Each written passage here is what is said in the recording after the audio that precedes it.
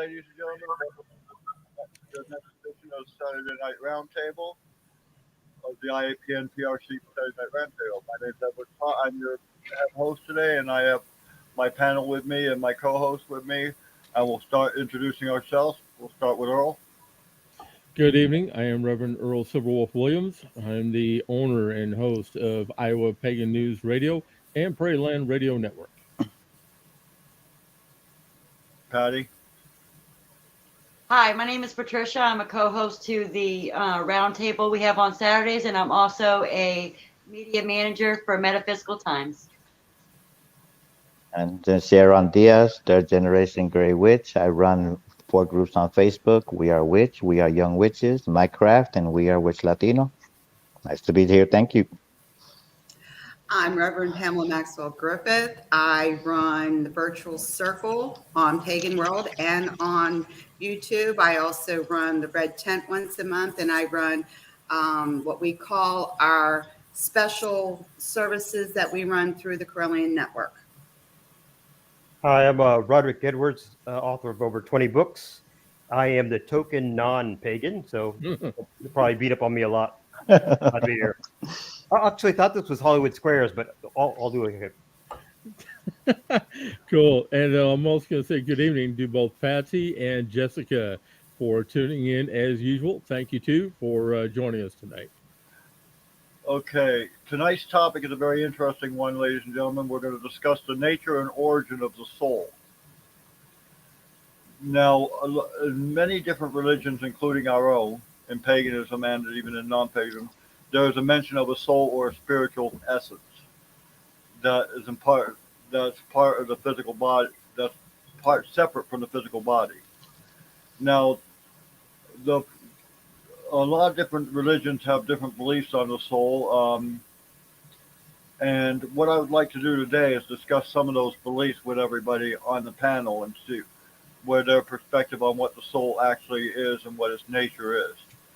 So we can start off with, we're going around the table and discuss what we believe the soul is individually. Earl, if you want to kick it off. Okay. To me, this... Okay, we're all getting input from Mayla tonight, too. Yeah, the soul is the essence of the person's physical well-being, and it also makes up their spirit that they carry within them. It's the way I look at it, and a person's soul is also connected to the universe and to many other spiritual aspects that people are still researching to this day.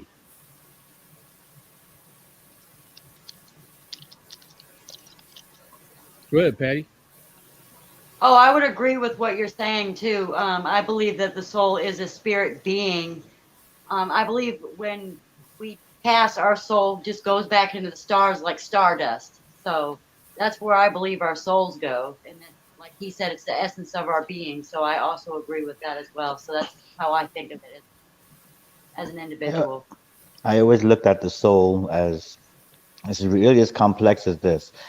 I look at the universe as one big faucet, and we're just its drops as we go along.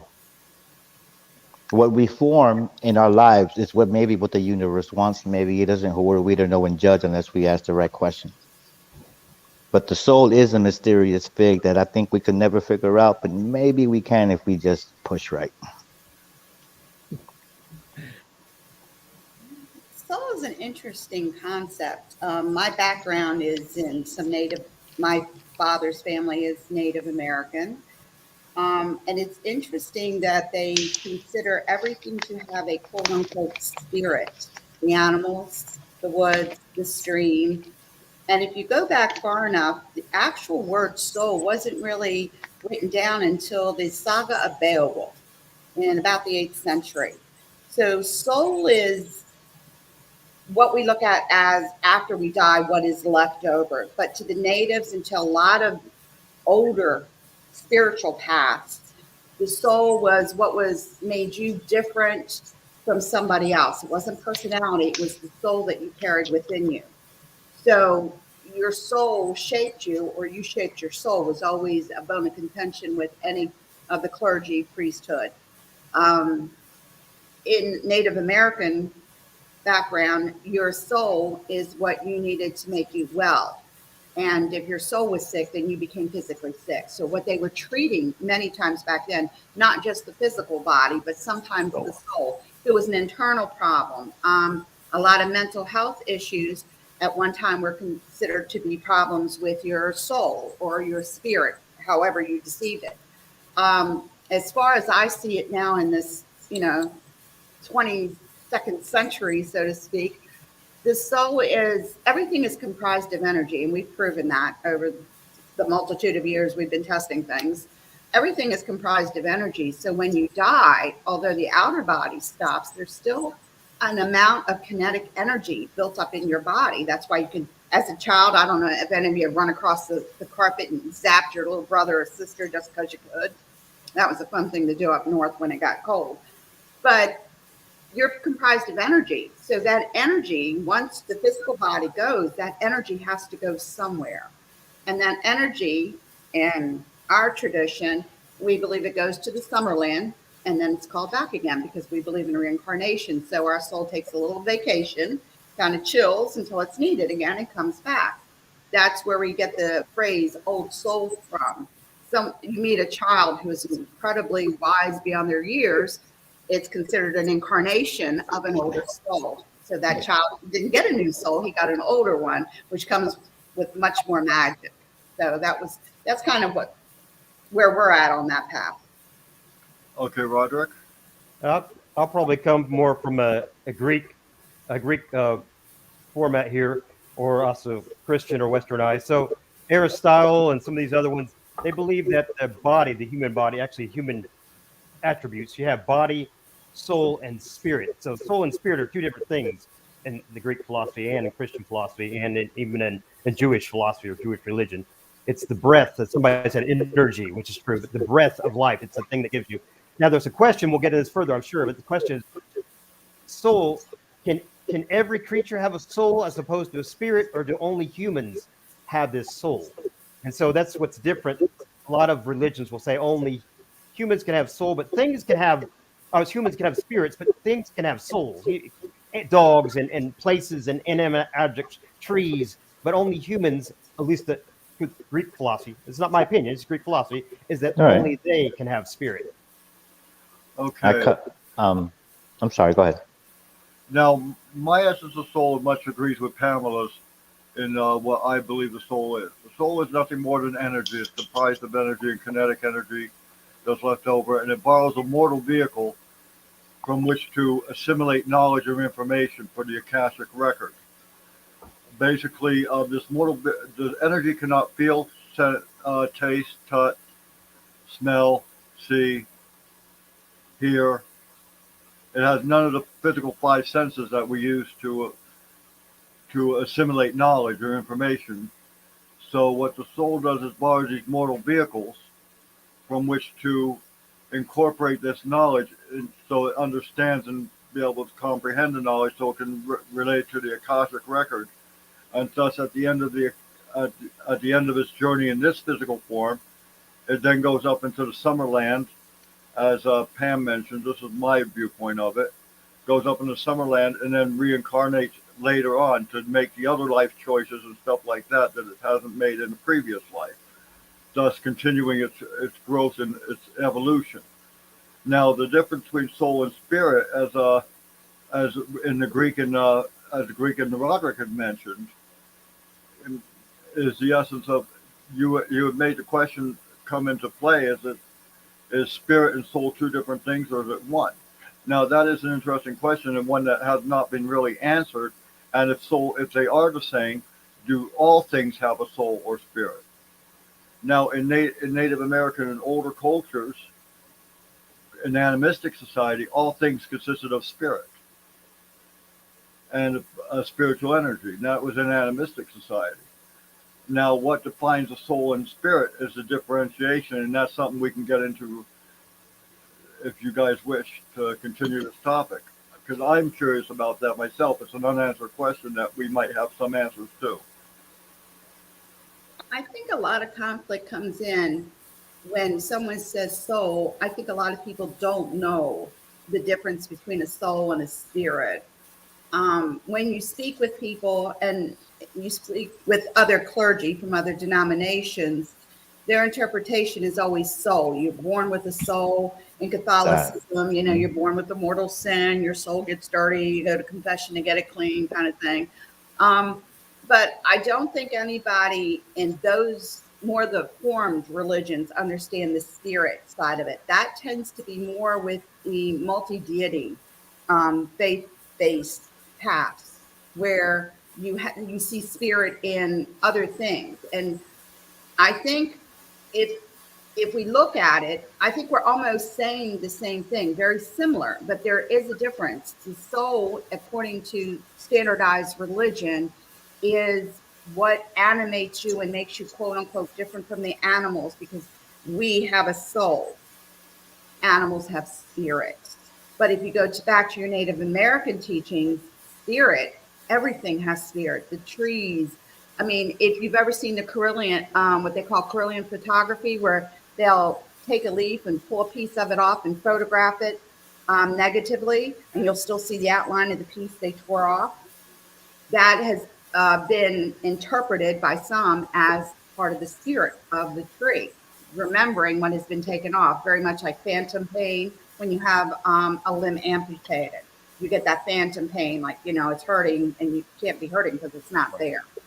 And that's where the difference is. I think many of the, and I want to say book religions, tend to think of the soul as being divinely human, where spirit is for everybody else, everything else. So if you're not human, you have a spirit.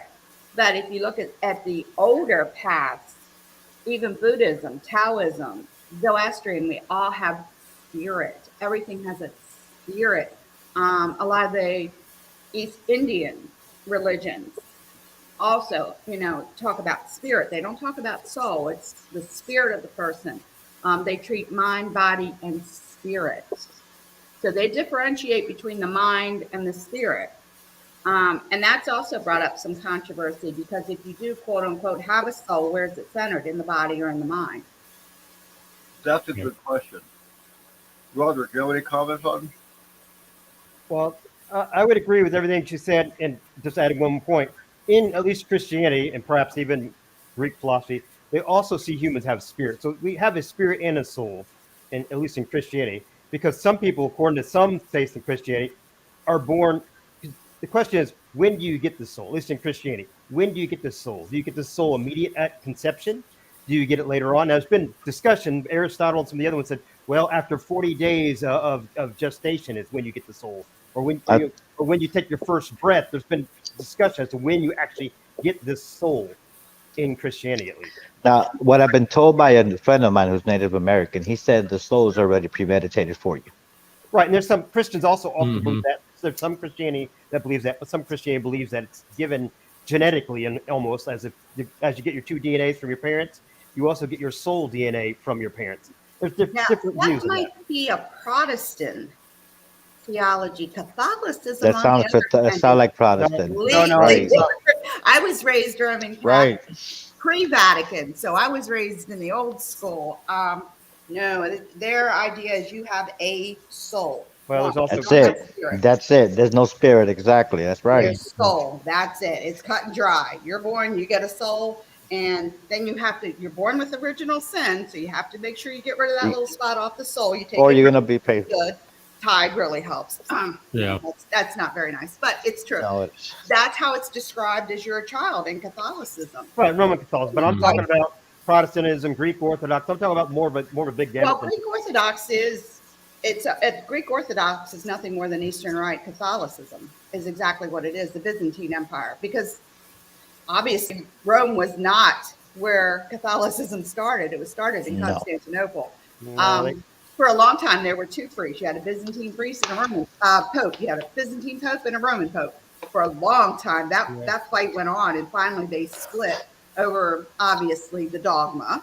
But when they split, they split over the fact that said the Pope in Rome was the Pope, the main elder. That didn't split over just dogma. It was split over the dogma because their dogma is different. If you read Eastern Rite Catholicism, their dogma, they changed. There were a few things they changed, and that was the biggest thing. Just like when Father Martin Luther got TO'd at the Pope and decided to start Protestantism during the 1500s in the Reclamation Act. Catholicism teaches you get a soul. That's it. That's it. Exactly. But when it split and Protestantism started 1500 years later, they started turning up this, I guess they were looking to be like the church, but not like the church, kind of, because they wanted to split away from some of the, and let's face it, Rome was doing some really nasty things. So was the Byzantine Empire. They all were. And he wanted to break away from some of that. One of his biggest things was paying for your sins, because poor people couldn't afford to do it, but the rich could. He had an issue with that, go figure. But his thing was when they started splitting off and the groups started, the smaller sects started before they became Methodist, Lutheran, and what have you. They tried to shape their dogma a little bit different than Catholicism. The major thing, of course, being that transfiguration was no longer credible to Protestantism, where in Catholicism, and you call it high magic, it is high magic. And Catholicism still backs out 150%. So when they started doing that, they didn't want to use the same soul, the same. So they started calling it spirit, and they started trying to ingratiate their members to get more people in. This is the 1500s. Things are starting to get a little happening over in Europe. And they started looking at different ways that they could take their faith and put a spin on it. Just like when the Puritans came to America, they put a spin on their faith. It's kind of like you want to be the same. You kind of want to be prosperous, just like us. We want to be prosperous like the Catholic Church. Let's face it, we all love to have our own little church and, have our congregation come in and all that good stuff and do this for a living rather than working 70 hours a week and trying to get back to do ritual on time. I know I'm not lying to nobody on that one. Okay. And clicked my computer on as I jumped in my chair to do ritual. I know we've all done it. Okay, Pam, we have a little bit. We have a little bit of a disagreement here. That Awesome. let's feel free, Roderick. Feel free to express your disagreement. Sure, jump in. Well, first of all, yeah, but we'll get back to the actual Bible. So whether the Catholics have that concept or not, Christianity in general, pre-Roman Catholicism, because there was a Christianity pre-Roman Catholicism, when you actually look at the Bible, it uses different words. It uses the words soul, spirit, and body. So this concept of three elements to the humanity has always been there. You just made it sound like it was some Protestant thing and that was done just to be different. It's not. It's a very important distinction that has always been in the Bible. I'm not here to speak for Roman Catholicism. I'm here to talk about the soul. And the soul, I mean, even if we talk about the Hindus have Adam, A-T-M-A-N, for soul. So the soul concept, soul, spirit, and body is not something new. It's not something that Protestants made up. It's always been part of the Bible. It's actually part of the Hebrew even. That far back, they understand there's three elements to the human being. But the question still remains: where does it coincide, and what does it have to do with us? Exactly. Now, is there three parts to it? We can only speculate because we don't know.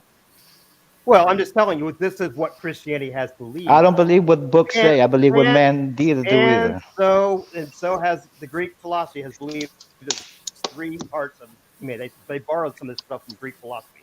So it's always been part of Christianity. Okay. Not Roman Catholicism, not Protestant, not Greek Orthodox. It's always been part of Christianity and part of Greek philosophy. All right. Now, there's a question here, and we knew this was going to be a little bit heated of a discussion because. I'm not trying, man. No, come on now. Saturday night. Of ideas. I love it.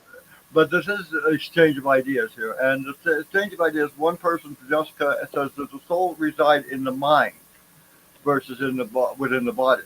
Now, that is an actual good question, and one that's been pondered for a while, because of the fact that when you look into animism and you look into the practice of animism, everything having a spirit was inclusive.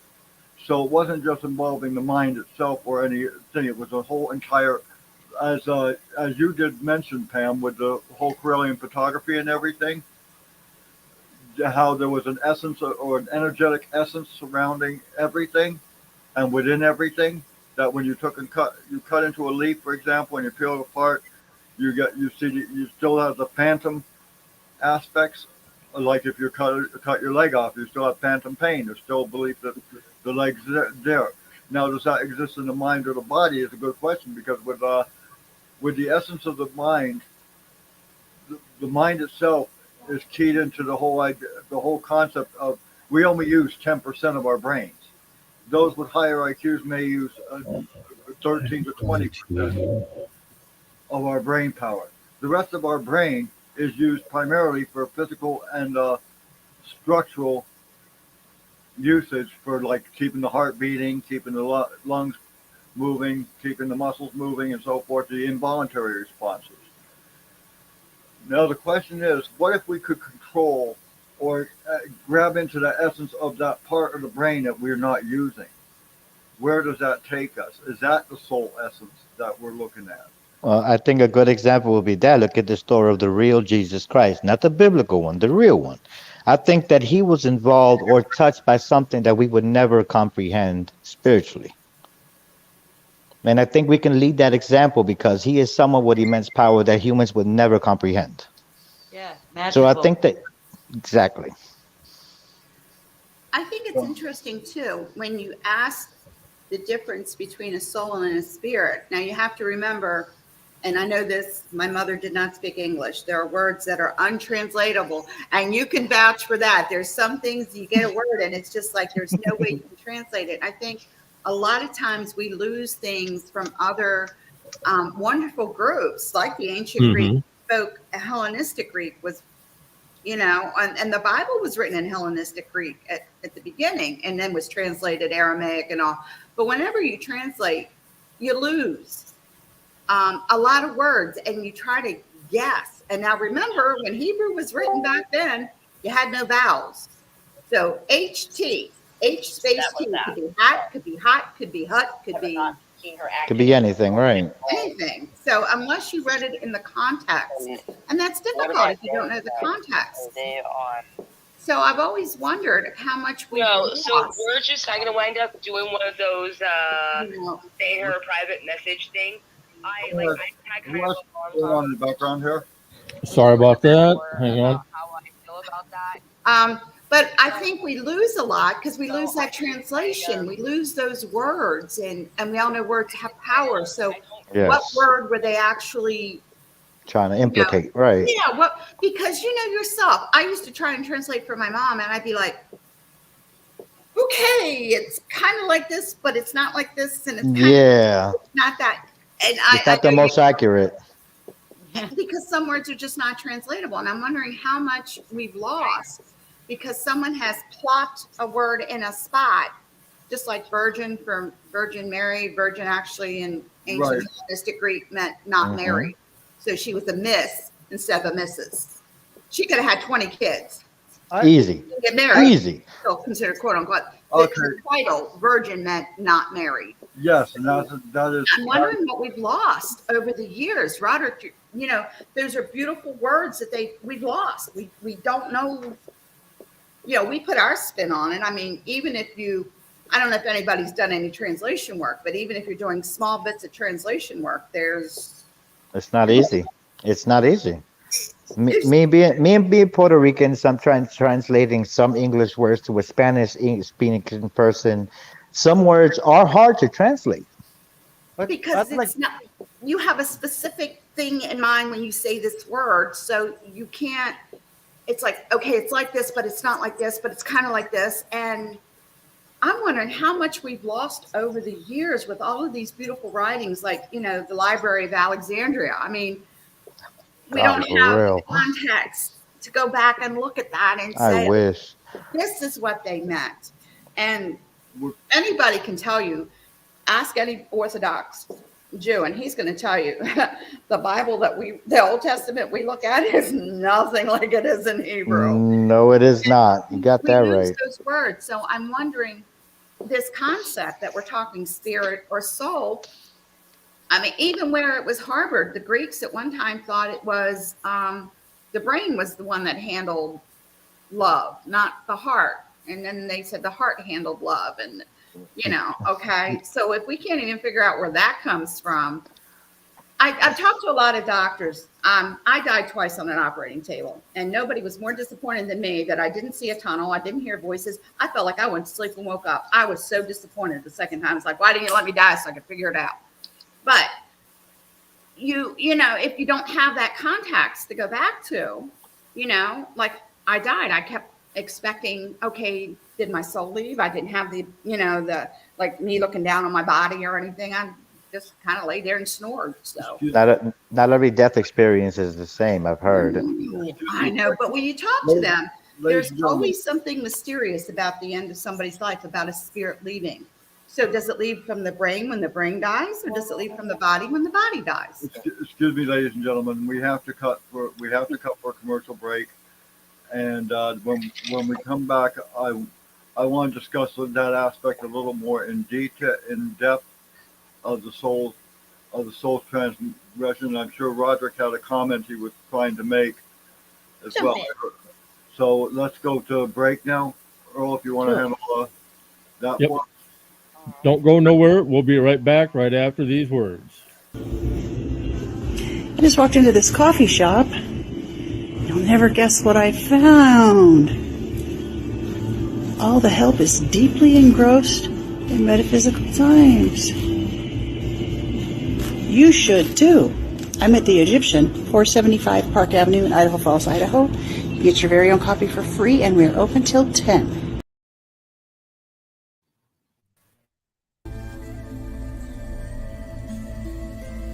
Sister Moon, Apothecary and More is a collaboration of local island witches bringing you handcrafted tools for ritual, amazing apothecary, custom vinyl work, merchandise, and so much more.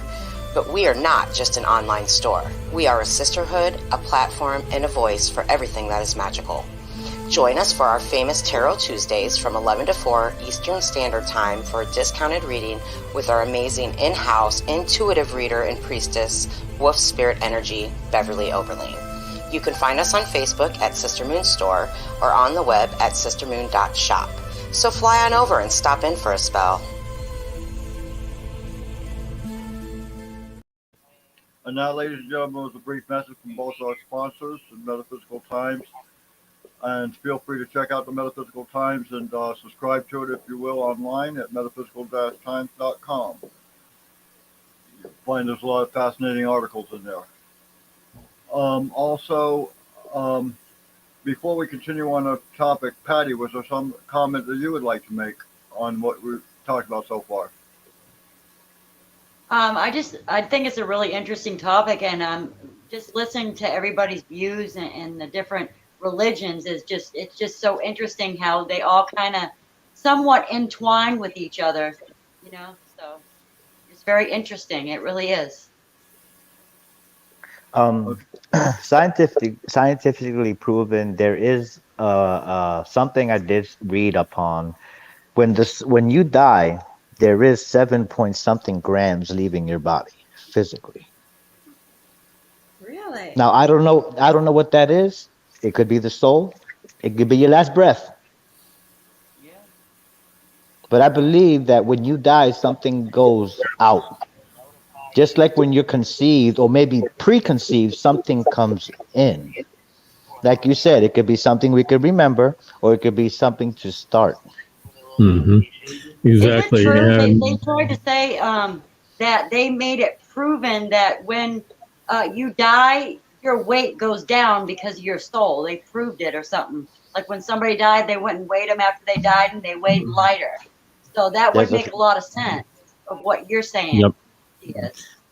And going by what I follow with my Native American heritage, that yes, basically Native Americans do believe that everyone has their own spirit, and there's a spirit of everything around us.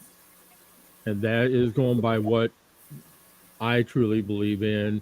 And it also goes with my pagan path as well, because the two, to me, go hand in hand. So that's where basically that's my input on it. I have to agree. If you ever looked into the eyes of an animal, they've got a soul. There's something there. There's something there. Otherwise, they wouldn't put up with us like they do. Thank you. Seriously. I mean, if we could be more like a dog or a cat and treat each other equally nice, I think, it'd be great. But there has to be something there. Because you look in those eyes and they look back and they talk. You can't tell me that's just spirit. There has to be a soul in there. Come on now. There's something in there that talks back to you. And the Native Americans really believe in spirit in everything. That's why certain rocks have value, because they have a certain, to the Native Americans, a certain even water has memory. Yes, they're saying that they think about that now, that water remembers. Waters do remember. Roderick, you have a comment? As a scientific point, I'd like to go back a little further. Why do we as human beings even suppose we have? So I know somebody said when you look into animals' eyes, but why do we even suppose we have anything that goes beyond our physical attributes? Why aren't we just food for worms when we die? Why do we assume that we have anything beyond the fact of physical attribute? I think that has to do with the evolution of the spirit of the person, maybe the mind. That has to do with a lot with it and how you grow individually. Mm-hmm. Now, it took millions of years to where we at now. We still dumb. I'm thinking of Descartes, and he said, "I think, therefore I am." That's what his concept of self-awareness was. I mean, Right. to some degree, is that what we're talking about when we talk about soul versus spirit? Is it just a self-awareness?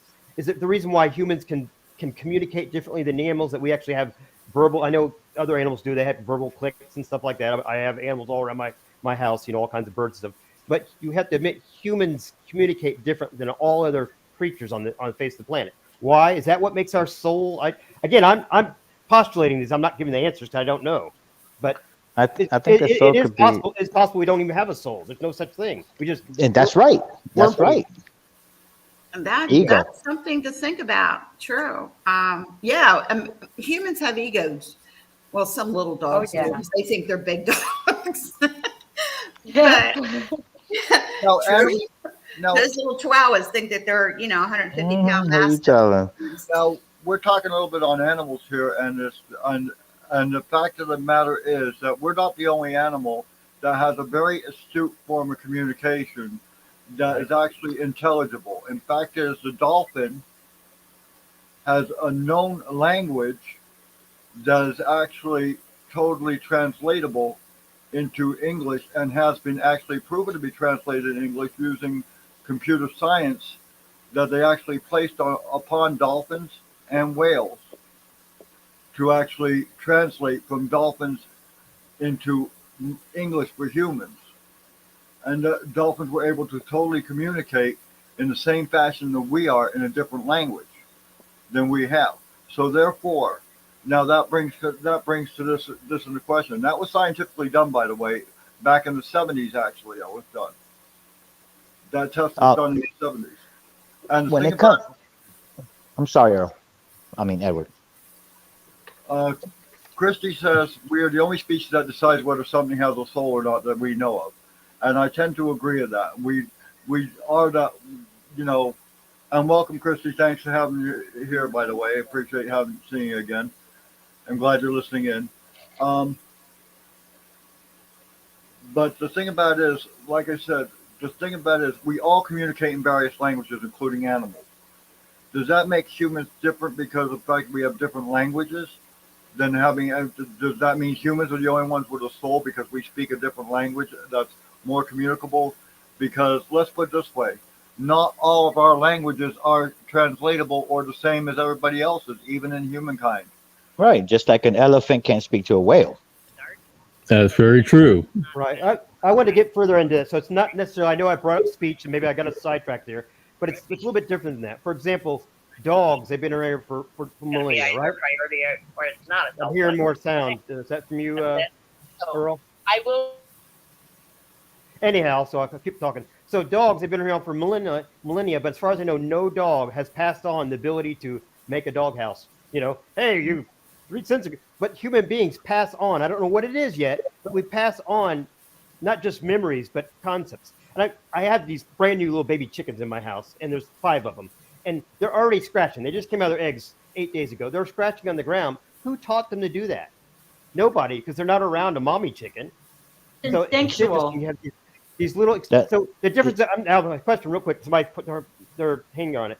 There's a difference between instinct and the things that humans do. Humans definitely have instinct, but we have something else beyond that animals don't have. I don't know what to call it even, but we do have something else. What is that? Okay. In answer to that question,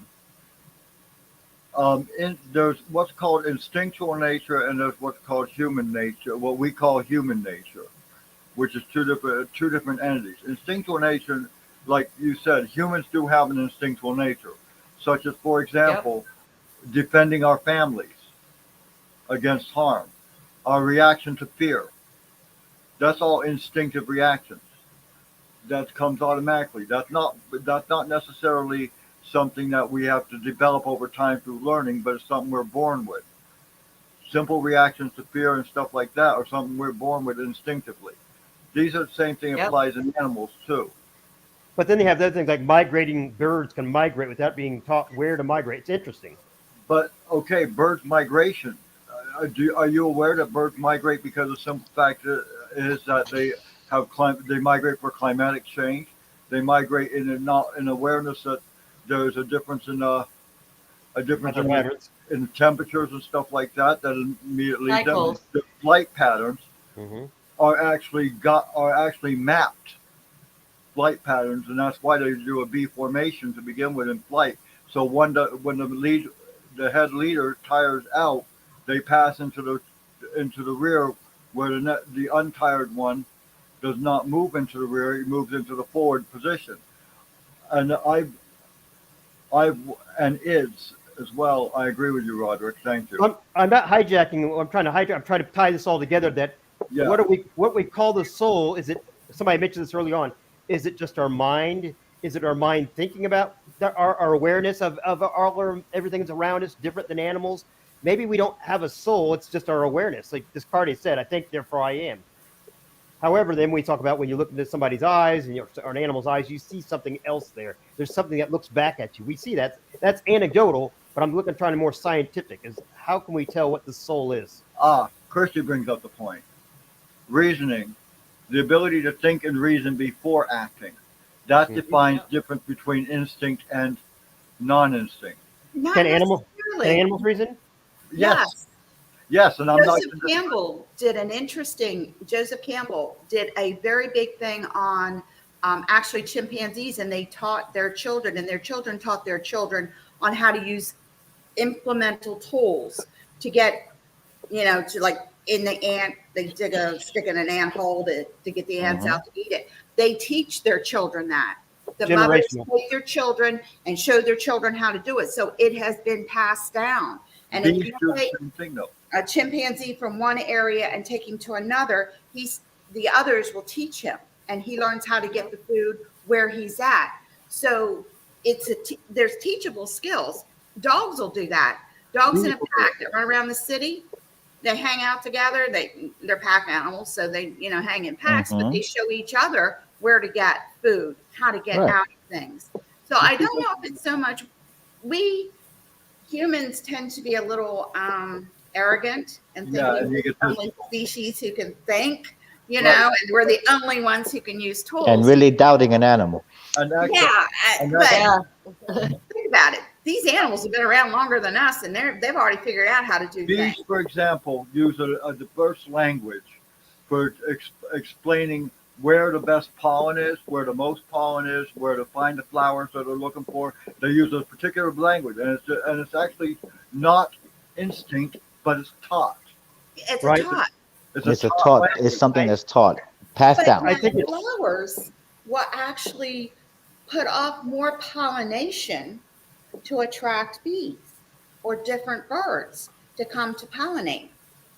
And you grow up on a farm, you learn that bees aren't the only pollinators. Bats are excellent pollinators. So bats and a lot of birds. But the flowers themselves will actually put off a different scent exactly. Flowers and plants will speak as well. Right.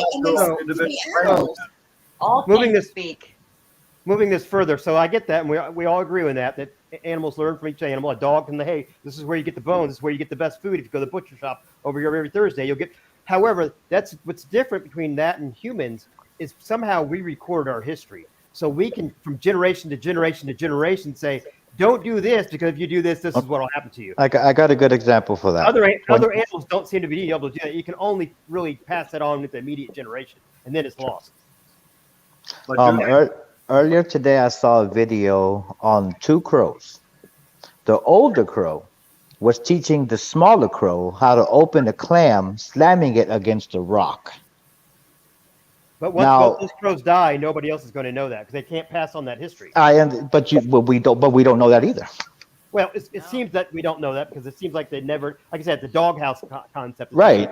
All right, you go back to any ancient culture, and a lot of them did not have a written history. Native Americans, the only ones that had an alphabet were the Cherokee, and they didn't die until the 1800s. Right. They had a verbal history at least that it kept passed down. All of them are verbal. The Mayans, the Incas. That's why we don't know anything about them much. Because they didn't write nothing down. Mayans and Incans and the Mesoamericans actually had a verbal and written history based upon the hieroglyphics. Right, but it was not written down. Yeah, they wrote their stuff on rocks. Isn't that been proven that they wrote everything they did on stone? But they still didn't record like we do. Look at this, we're recording now. But I'm saying they don't have it daily written down what they do like we do now. You have the Egyptians Native Americans didn't write things down. Yeah, they did a pictography, but it was just to get them through what they needed. It was not a verbal, like the only ones that the Trail of Tears, if you've ever read that, the Cherokee had a written language. They're one of the very few natives that do have a written language. None of my ancestors had a written language. I'm not good. So it's same way with my tribe. You can give it to the next generation. Like I write down, do not put your finger into the electric socket after you lick it. I give that to the next guy, and the next guy passes it down.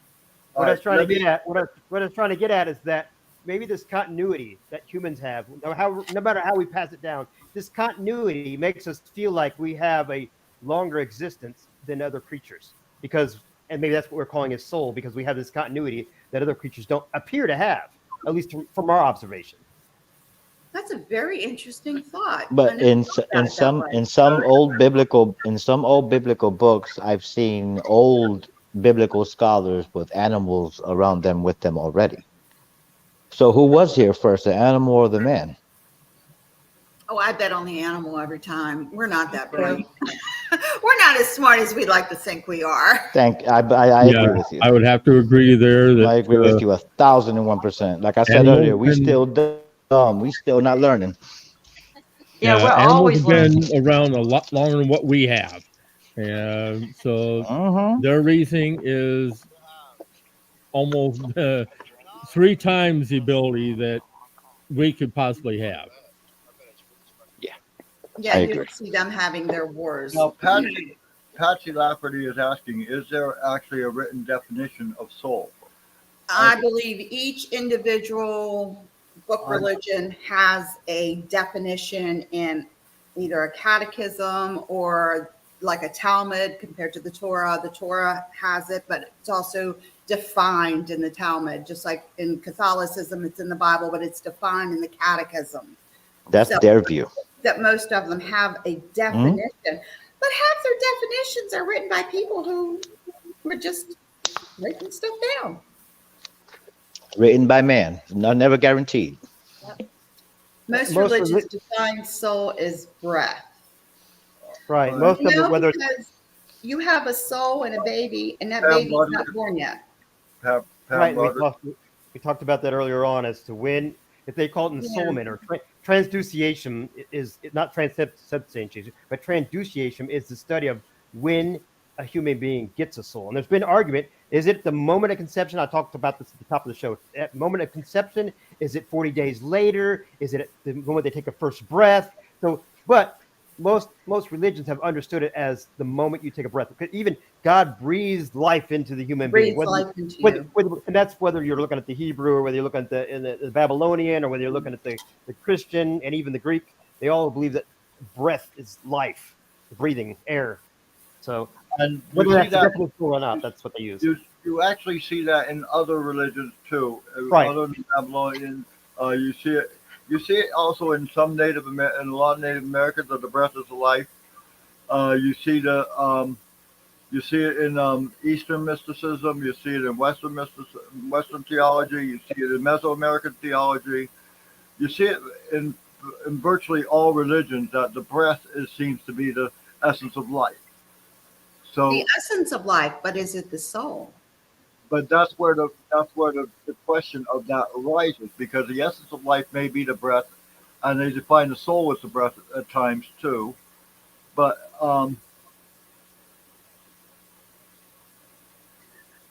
Yeah, I get that. You are being polite.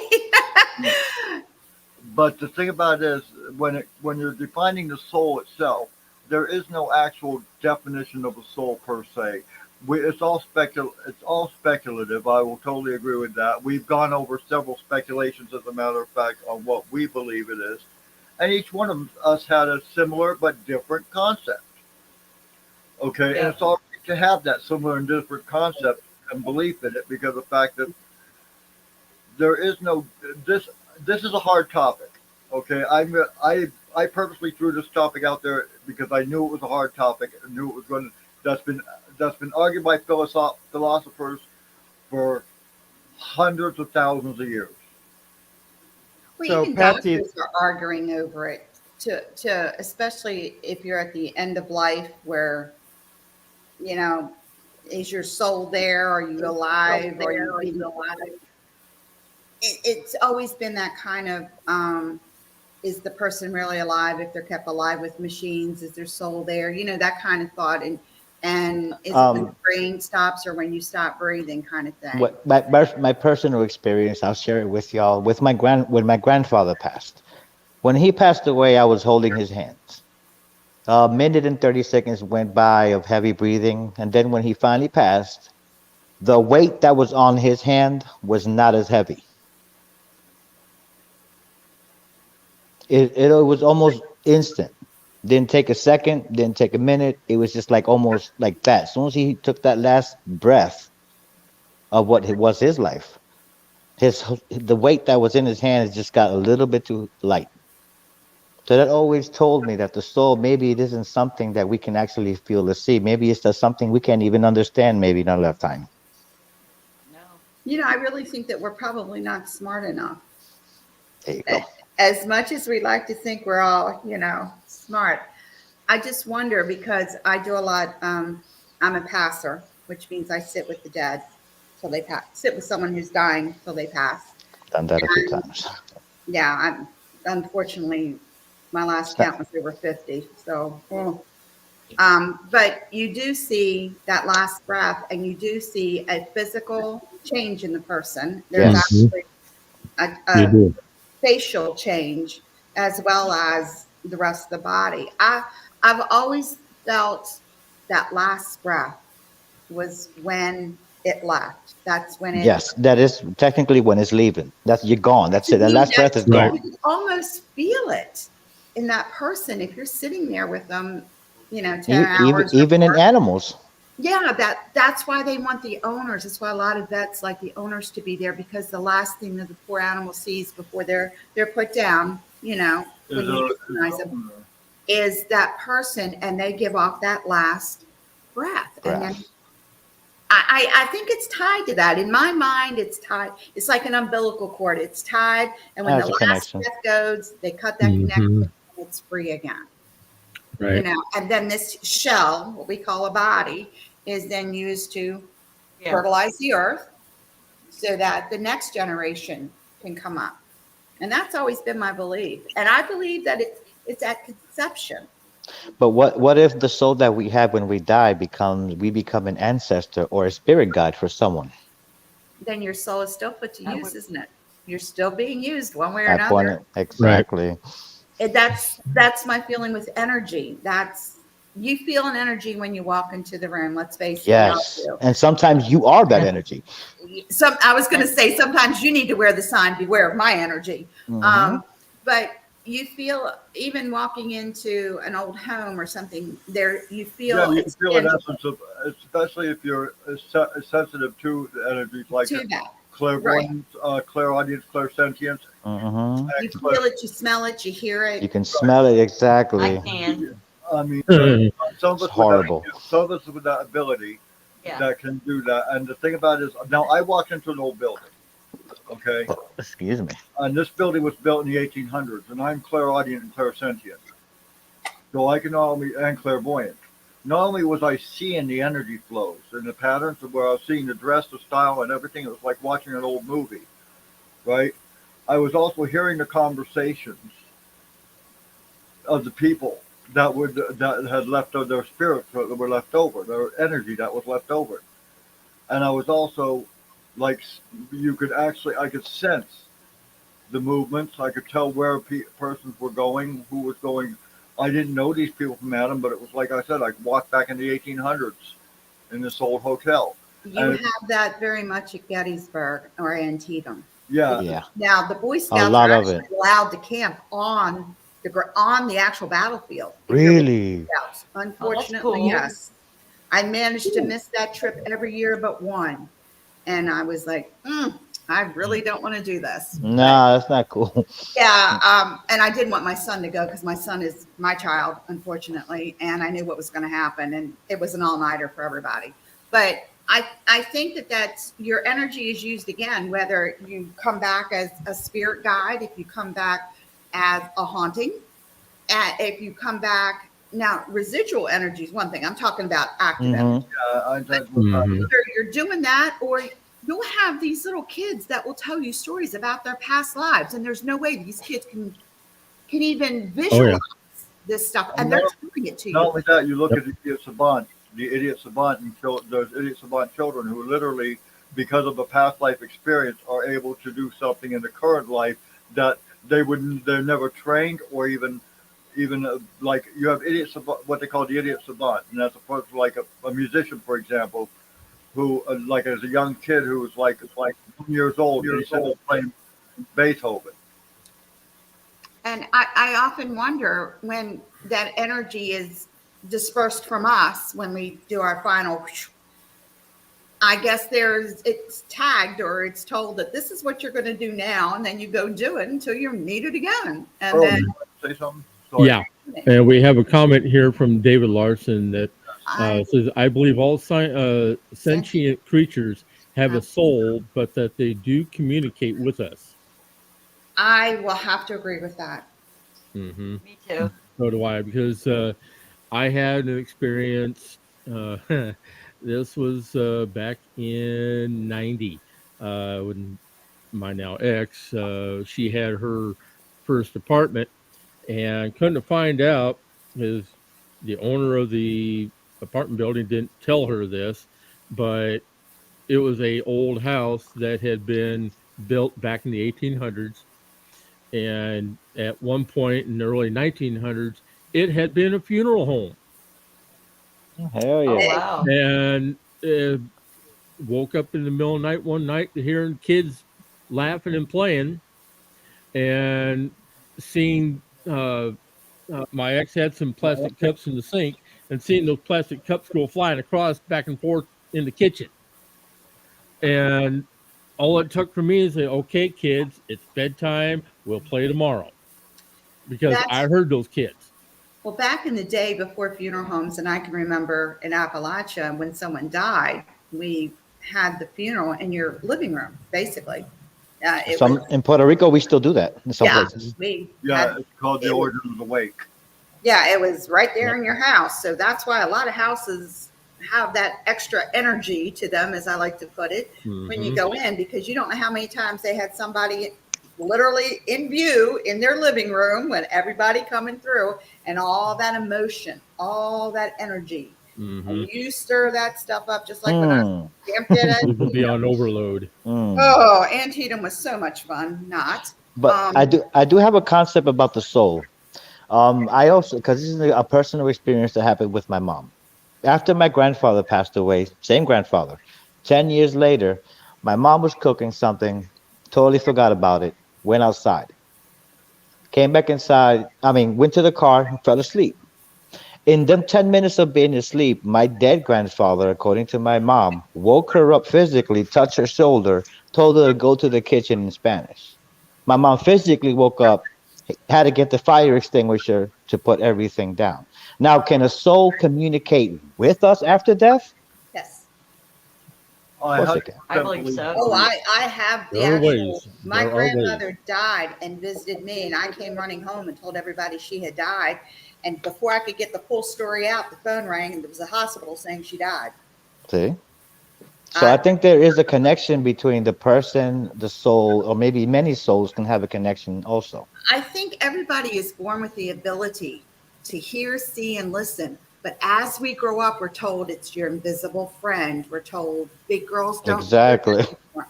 I was lucky. I was never told that.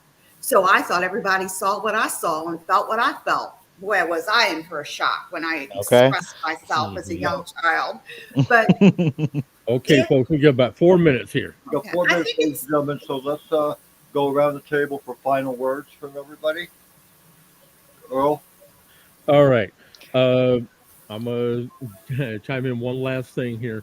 Um, shortly after my dad had passed back in 2007, I had went home over the holidays to basically as soon as I walked in the house, I heard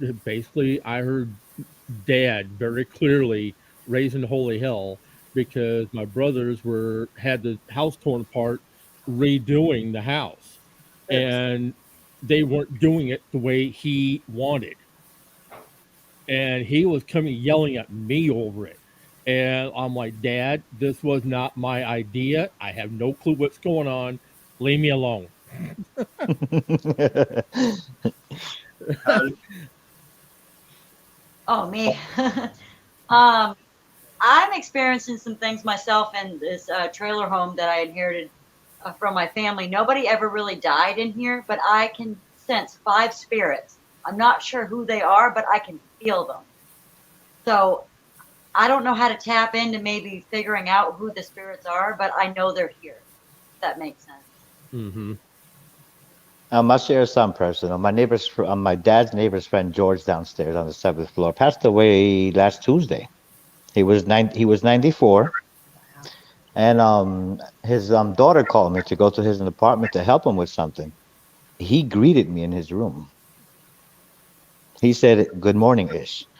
I said, "Good morning," and he was just gone. I, Now, you can't discount it. There's too many things that have there's too happened. many Like I things. said, we Exactly. all are born with that ability, but we've been told over the years that your imagination, imaginary friends are not imaginary friends. No, They're they are. spirits your kids are Yeah. talking to. Be careful. Listen to the conversation so you know what's Thank going on. you. My son was 4 years old and went shopping. I don't go into malls after October because I'm an empath and it kills me. It's over much. Yeah. It's way too much. And it really, it puts me in the bed. So my husband took the little one out because he had to go get something anyway. He comes walking out with his hands like this. And my husband says, "What's wrong with you?" He goes, "Daddy, why do they have to think so loud?" Um, my husband came and said, "This is yours. This is yours." Can't deny it. But here with my own children, we don't have to physically talk. My daughter came down to see me. I hadn't seen her in a while, and it was, oh, and she's reminding me, "Mom, use your voice." Remember, like you used to tell us when we were little, use your voice. We all have it. Just Still don't do. tell your children they don't. Listen to them because I'm Thank you. telling you, once you tell them no, then they turn it off. Yep. They miss so much. I agree with that. Roderick. Oh, just thank you for the interesting discussion. I think we've covered a lot of bases here. Yeah. Yes. And ladies and gentlemen, I want to thank everybody for your participation in our discussion this evening. I'd like to thank everybody for attending with us this evening, and also thank our host and our sponsors, Metaphysical Times. Thank you, Christy, for being here with us. She's the head of the Metaphysical Science. We appreciate her coming out and listening and also participating. Final words from me are that I agree with Pam when she says, "Do not discount anything and let people understand and learn, because you have ability to learn a lot more if you just listen for the truth, because the truth is everything and truth is nothing. The wise person seeks the truth regardless of where it comes from." Right. And on that note, I'm going to say good night, good evening, and God bless everybody. It's been God is blessed. everybody here. Namaste. Thank you. Blessed day. And as always, pleasant journeys. Have a great weekend.